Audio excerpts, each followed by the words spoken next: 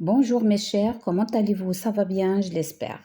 Je vous présente un texte de lecture et ses questions de compréhension intitulé La place Jemaa el-Fna. Et comme vous remarquez, cette image, elle représente cette place de Jemaa el-Fna prise le soir. C'est une photo prise le soir par l'hélicoptère, c'est-à-dire au-dessus. Alors, qu'est-ce qu'on remarque? Cette place, elle est très animée, très active, il y a beaucoup de monde, très lumineuse. Et si jamais vous avez visité cette place, vous allez trouver, il y a des plats culinaires.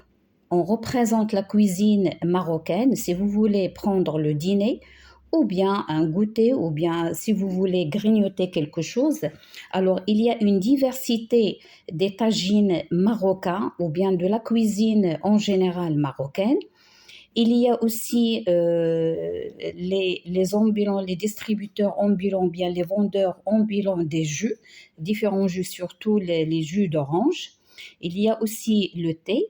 En plus, il y a ceux qui racontent les histoires, ou bien on dit les raconteurs de halqa. Il y a certaines personnes qui racontent des histoires et les visiteurs, elles les écoutent. En plus des dompteurs d'animaux, surtout les serpents et les singes. Alors, c'est un endroit idéal pour passer de bonnes vacances. Alors maintenant, on va passer à la lecture. La place Jemaa el-Fna. La place Jemaa el-Fna est l'un des principaux monuments et sites dont regorge le Maroc en général, et la ville impériale de Marrakech en particulier. Cette place publique, dont la notoriété à l'échelle planétaire n'est plus à démontrer, représente le cœur battant de la cité ocre et l'un des espaces les plus privilégiés et les plus prisés de la ville, eu égard à sa portée historique et à la richesse de la culture populaire qu'elle n'a cessé de célébrer depuis de longs siècles. La place devait toute sa singularité et son charme d'autrefois à ses halqa, qui l'avaient toujours meublée en offrant aux visiteurs parmi les plus curieux et avides de découvertes toute une panoplie de divertissements et de spectacles hors pair où spontanéité et talent inné-rimés, avec professionnalisme pour créer une ambiance inouïe. Cette place date de la fondation de Marrakech en 1070 par la dynastie des Almoravides. Symbole de la ville traditionnelle, populaire et animée, elle attire plus d'1 million de visiteurs par an. Elle est inscrite en 1985 sur la liste du patrimoine mondial de l'UNESCO et en 2001 classée patrimoine culturel immatériel de l'humanité par l'UNESCO. Cette place unique au monde, perpétuellement très animée, située en plein cœur de cette cité millénaire, a toujours été un haut lieu de rencontres très attractif, aussi bien pour les amoureux et passionnés de l'art du spectacle que pour les touristes marocains et étrangers. Subjugués par la magnificence de cet espace culturel qui dégage un aspect très authentique et original, minutieusement préservé aux côtés du riche patrimoine culturel populaire de la place, n'a cessé d'offrir généreusement à ses visiteurs issus des 4 coins de la planète. Alors, comme vous avez bien entendu, la place Jemaa el-Fna se trouve au cœur de la ville ocre, Marrakech. Alors pourquoi on dit Marrakech la ville ocre d'après ces murs qui sont peints d'une couleur rouge brique ou bien rouge-orange. C'est pour cela qu'il prend cette nomination. Alors maintenant, on va passer aux questions de compréhension. Tout d'abord, quiz. En quelle année Marrakech a été fondée? Alors, comme il est dans le texte, donc on va rien dire de notre tête, cette place date de la fondation de Marrakech en 1070 par la dynastie des Almoravides. Donc, on va cocher 1070. Alors, j'ai noté sur le cahier. Donc, on va cocher 1070. Maintenant, je passe à la rubrique Julie et je comprends. Quelle dynastie a fondé la ville de Marrakech? Alors, je viens de lire cette phrase. Cette place date de la fondation de Marrakech en 1070 par la dynastie des Almoravides. Alors, c'est ça ce que vous devez écrire.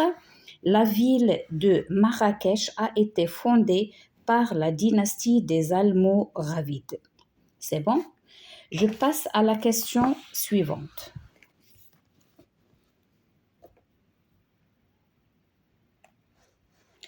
Pourquoi cette place a-t-elle une notoriété à l'échelle mondiale? C'est-à-dire pourquoi cette place, elle est, on va dire, elle est très célèbre. Notoriété, c'est-à-dire elle est très connue à l'échelle mondiale ou bien elle est très célèbre. Alors cette réponse, elle est dans le premier paragraphe. Alors, ce n'est pas la peine de vous relire ou bien il n'y a pas de problème. Alors, cette place publique dont la notoriété à l'échelle planétaire n'est plus à démontrer. D'accord? Alors, comment ils vont nous la démontrer? Représente le cœur battant de la cité ocre est l'un des espaces les plus privilégiés, les plus prisés de la ville, eu égard à sa portée historique et à la richesse de la culture populaire qu'elle n'a cessé de célébrer depuis de longs siècles. C'est-à-dire, d'après de longs siècles, elle est très connue, cette place, et elle ne cesse pas d'être célèbre de plus en plus, c'est-à-dire de jour en jour ou bien des siècles, hein, elle continue à être plus célèbre. Alors c'est ça la réponse qu'on va mettre. Cette place a une notoriété à l'échelle mondiale parce qu'elle représente le cœur battant de Marrakech et l'un des espaces les plus privilégiés et les plus prisés de la ville, en égard à sa portée historique et à la richesse de la culture populaire qu'elle n'a cessé de célébrer depuis de longs siècles. Alors, c'est ça la réponse. Alors, maintenant, on va passer à la question numéro 3. En quelle année a-t-elle été inscrite sur la liste du patrimoine mondial de l'UNESCO? Toujours revenons au texte. Alors, elle est inscrite ici, regardez, elle est inscrite en 1985 sur la liste du patrimoine mondial de l'UNESCO et c'est ça notre réponse. Donc, question 3, elle est inscrite en 1985 sur la liste du patrimoine mondial de l'UNESCO. Je passe à la question numéro 4. La même chose, il nous demande une date. En quelle année a-t-elle été classée au patrimoine culturel immatériel de l'humanité par l'UNESCO? De même, la réponse, elle est juste là, juste à côté de la première, et en 2001, classée patrimoine culturel immatériel de l'humanité par l'UNESCO. Alors, c'est ça ce qu'on va noter. Donc, en 2001, la place de Jemaa el-Fna a été classée au patrimoine culturel immatériel de l'humanité par l'UNESCO. Alors maintenant, la dernière question. Par quoi par quoi sont attirés les visiteurs et les touristes. Bien sûr, la place Jemaa el-Fna, elle attire plus d'1 million, qu'ils ont dit, de visiteurs et de touristes par an. Alors, et ces visiteurs sont issus des 4 coins de la planète, c'est-à-dire du nord, du sud, de l'est et de l'ouest. Par exemple, on dit de l'Afrique, c'est-à-dire les 4 coins du monde. Alors, par quoi ils sont attirés ces visiteurs? Alors, elle est dans la question ou bien dans le dernier paragraphe, parce que ce texte, il est constitué 1, 2, 3, 4 de 4 paragraphes, dont le dernier. Alors, on va dire la réponse, voilà, les touristes étrangers donc ils sont attirés par la magnificence. Qu'est-ce que ça veut dire la magnificence? C'est-à-dire l'espace de Jemaa el-Fna, elle est très magnifique. Donc, la magnificence, c'est le nom d'après l'adjectif magnifique. De cet espace culturel qui dégage un aspect très authentique et original, minutieusement préservé aux côtés du riche patrimoine culturel populaire que la place n'a cessé d'offrir généreusement à ses visiteurs issus des 4 coins du monde. Donc, cette place, elle est très riche par le patrimoine culturel, par ce qu'elle représente, on a dit, beaucoup de découvertes qu'on va trouver, les spectacles de l'halqa, etc. Et j'ai dit la cuisine culinaire, etc. Alors, les visiteurs et les touristes de cette place sont attirés par la magnificence de cet espace culturel qui dégage un aspect très authentique et original, minutieusement préservé aux côtés du riche patrimoine culturel populaire de la place n'a cessé d'offrir généreusement à ses visiteurs issus des 4 coins de la planète. Et on a dit, si vous avez visité, alors il y a le côté cuisine, il y a côté spectacle, il y a côté... Lorsqu'on dit spectacle, il y a le halqa, il y a les animaux, les dompteurs des animaux qui font danser, quels que soient les singes, quels que soient les serpents.